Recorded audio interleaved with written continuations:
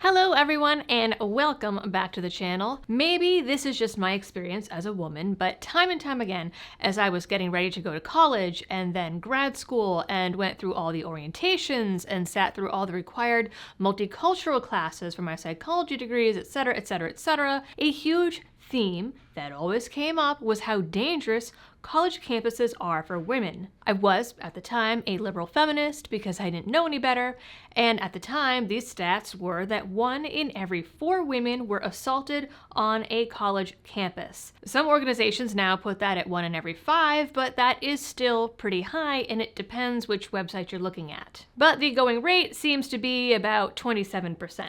Now, obviously, I'm a Second Amendment advocate, but I recognize that not everyone wants that responsibility. No one should be forced to carry, and many college campuses don't even allow that as an option. But now, Montclair University in New Jersey has taken it a step further, not only banning guns and knives, any knives besides the ones you eat with, but even the use of pepper spray, despite public safety being a big enough issue on campus that the DOJ granted the school $500,000 in October to tackle exactly that. If this were a private school, you could potentially make the argument that this bad and misguided policy is, after all, one at a private institution, and thus they can do whatever they want. But Montclair is one of 13 public colleges and universities in New Jersey, one of 10 if you consider 3 of those are all different satellite campuses of Rutgers, and get $2.2 billion of state money, aka taxpayer money, divvied up between them. And because they're state schools and an extension of the state, they are technically supposed to respect the Constitution. Even so, with all of the uproar on college campuses about how dangerous they are for women, and let's not forget 7% of the men on college campuses are also victims of sexual assault, banning every mode of self-defense and instead telling students to call campus police or rely on a reporting app after the fact is downright ridiculous, irresponsible, and cruel. But before I read you the exact policy, the punishments, and the school's terrible response, this video is brought to you by the Attorneys on Retainer program. Now, if you ever find yourself in a self-defense incident, and hopefully not at this college campus, you don't want to have to face it alone. The folks in the Attorneys on Retainer program, brought to you by the Attorneys for Freedom, are actual attorneys who have been defending gun owners since 1997. Not an insurance program, which means that they don't have the same restrictions as insurance companies, and a call to their hotline instantly puts you on the phone with a lawyer ready to give you on-the-spot legal advice. Their only requirements are that you reasonably acted in good faith and that the incident happened after purchasing coverage, which means they'll even cover the questionable or so-called bad shoots, incidents in gun-free zones like college campuses, unlicensed guns, domestics, accidents, you name it. They cover everything from felonies down to misdemeanors, even appeals and bail bonds, and even if you are charged with a crime, which unfortunately is the reality of self-defense incidents in many states. All of these are things that, as we've seen from some high-profile cases, might not always be covered by concealed carry insurance, even if you have spent years paying into it. So, switch over from your existing self-defense coverage, head on over to my link down in the description, and use code LibertyDoll to get $50 off your individual sign-up. So here is the campus policy in question. Students are prohibited from threatening to and/or bringing any weapon or facsimile of a weapon to campus, to university-related premises, or to university-related events, including academic, athletic, and social events held away from campus. Specific restrictions include possession, storage, or knowledge of possession and failure to report a dangerous weapon or realistic model of a weapon, including firearms or any explosive or incendiary device of any description, unauthorized use of any weapon or realistic model of a weapon, including items described in the New Jersey Code of Criminal Justice, or any similar instrument that has no legitimate or obvious purpose related to the educational program, including dart gun, BB gun, bow and arrow, any instrument that can hurl a projectile, hunting knife, carpet knife, knives except those whose purpose is related to the preparation or consumption of food. Exceptions to this policy include replica/toy versions of any weapon that is used for an on-campus class presentation, project, or activity with the faculty/staff member overseeing the event and university police being alerted prior to the event occurring. Note that pepper spray is not listed in the exclusions in that it is considered a weapon under New Jersey state law. Also note the minimum punishment is suspension. This is pretty concerning and not simply some error, because other state schools, like Rutgers, do explicitly say that students are allowed to carry pepper spray on campus. Now, John Petrolino at Bearing Arms reported on this and reached out to pretty much every level of administration and press contact at the school, and not a single one of them responded until after his article was published. Then, finally, Andrew Mees responded.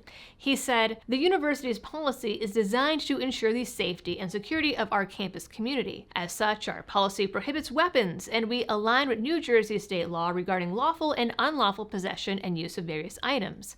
While some items, such as pepper spray or stun guns, may be legally possessed under certain circumstances in the state, the university has a policy that prohibits weapons on campus, focusing on their potential use and impact within our community." Which suggests that even if someone has an FOID card or something for said pepper spray or stun gun or taser, it still wouldn't be allowed. And yes, there are states that require FOIDs for pepper spray.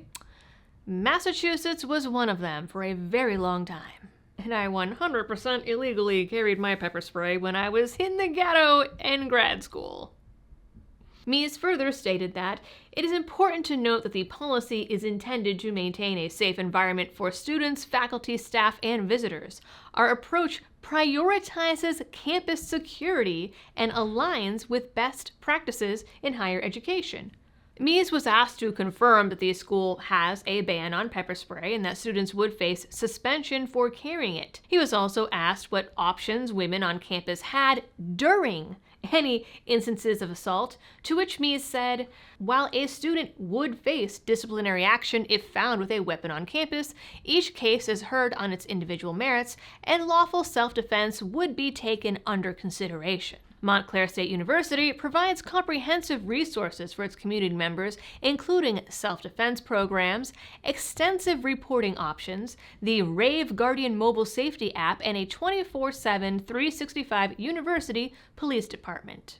Now, it is admirable that they offer allegedly self-defense classes, but I'm sorry, controversial statement in today's climate, but there is no way that me, a 5'3", 115-pound woman, is ever going to be able to fight off a 5'10", 6-foot, anything male attacker, no matter how much self-defense training I've had, without some kind of weapon.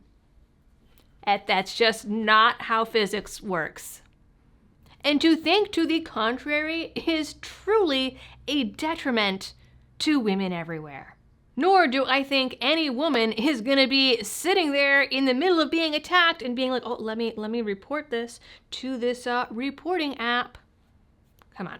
He refused to state whether or not a student using banned pepper spray would be suspended, refused to confirm that that's school policy, and basically told women to wait until after the fact reporting methods. In any other instances, lawful self-defense would be considered when assigning punishment.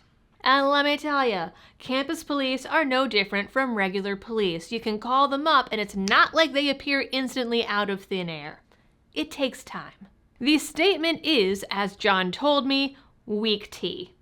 The DOJ grant that I mentioned earlier was slated specifically for, quote, "the strengthening culturally specific campus approaches to address domestic violence, dating violence, sexual assault, and stalking initiative." Apparently, part of that initiative is making sure that women and young men have no way to fight a violent aggressor. It's much better to have someone's life potentially ruined by school suspensions and expulsions or from the effects of sexual assault than it is to allow a non-lethal so-called weapon on campus. That is it for this video, guys. Hopefully this story getting out farther and wider might potentially encourage the school to change a little bit on their policy, especially considering that other schools within the state do allow pepper spray, but only time will tell. This is just a little YouTube channel, and this is just the Second Amendment corner niche of the internet. Either way, you guys know the drill for all of the algorithm things. Please do them. And as always, thanks for tuning in. Please stay safe out there and happy shooting.